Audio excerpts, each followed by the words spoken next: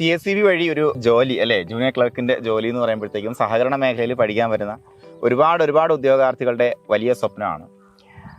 ഒരുപാട് അവസരങ്ങൾ വരുന്നുണ്ടെങ്കിൽ കൂടിയും ഒരുപാട് തെറ്റിദ്ധാരണകളൊക്കെ ഇപ്പോഴും നിലനിൽക്കുന്ന ഒരു മേഖലയാണ്. അതിനൊരു ഗുഡ് എക്സാമ്പിളാണ് ദിവ്യ എന്ന് പറയുമ്പോഴത്തേക്കും. ദിവ്യ ശരിക്കും 2021 സഹകാരി റേസ് പ്ലസിനോടൊപ്പം KS കാർഡ് ബാങ്ക് അസിസ്റ്റന്റ് എക്സാമിനേഷന് പ്രിപ്പയർ ചെയ്യാൻ വേണ്ടി ഓൺലൈൻ ക്ലാസ്സിൽ ജോയിൻ ചെയ്തതിന് ശേഷം ഉണ്ടായ ഒരു ശരിക്കും പറഞ്ഞാൽ ഒരു ലോങ് ടേം അല്ലേ, ഏകദേശം ഒരു 3 വർഷമായി പഠനം നിർത്താതെ കൊണ്ടുപോകുന്ന ഒരാളാണ്.